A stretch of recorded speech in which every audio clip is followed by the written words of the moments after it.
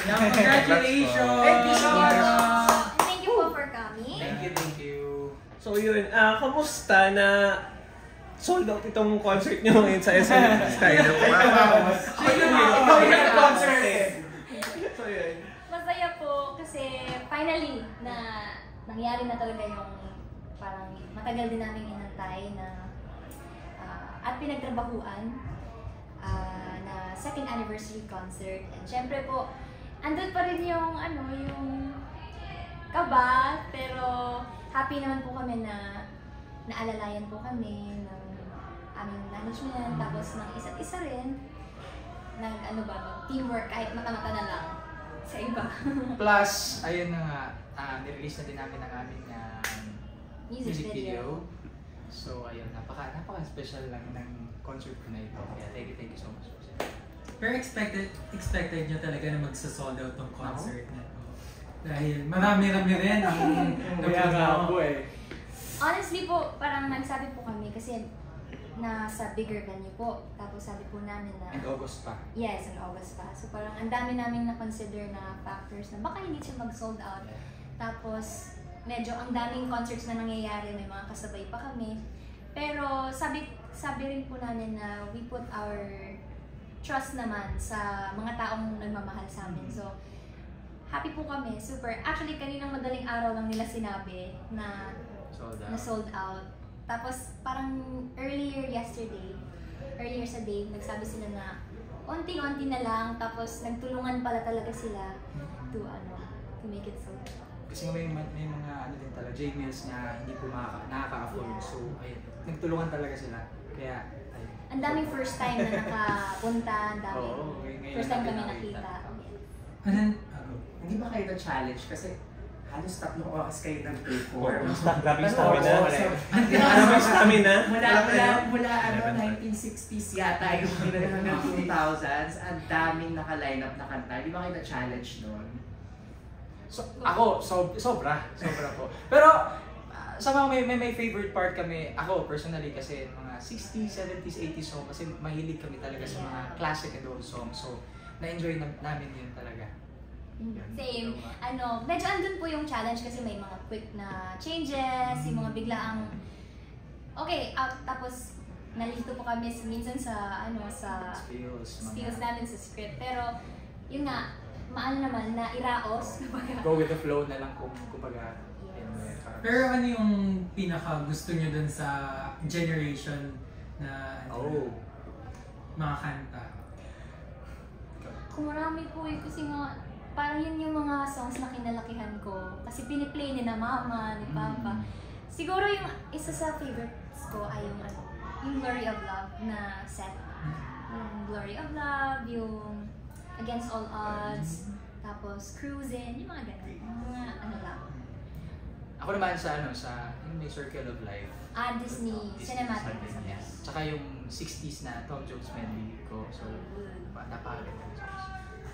Sabi ng mga diba, Skydome is a big venue. Yes. But are you ready for a bigger venue than Skydome? Of course! Greatest Stars World, ganyan. Are you ready for that? Yes naman po. Isa po yun sa mga pangarap din po namin na mapuntahan o makantahan. Kasi naiimbitahan naman po kami and sometimes we think na what if kami naman dito or what if tayo naman ang sasampa dito sa much bigger venue. Anong feeling naman na naging special guest niya si Ogie Alcacid? Alam mo, gusto ko na po isipin na favorite talaga kami ni Sir Ogie. Kasi lagi hindi siya nag-no. Like, even sa rehearsals, he always comes. Tapos, alam namin na sobrang busy siya na tao. Pero, yun nga, pinaglalaanan niya kami ng oras. Tapos, lagi po siyang nagsasabi sa amin na, naniniwala siya sa amin. Appreciation niya. Naniniwala siya sa amin. Tsaka, totoo talagang may ganap si Sir Ogie nun kasi sinabi niya po kasi sa amin. But, mas pinili niyang pumunta sa concert. Kumanta ng guest. So, napakaswerte namin. Yes.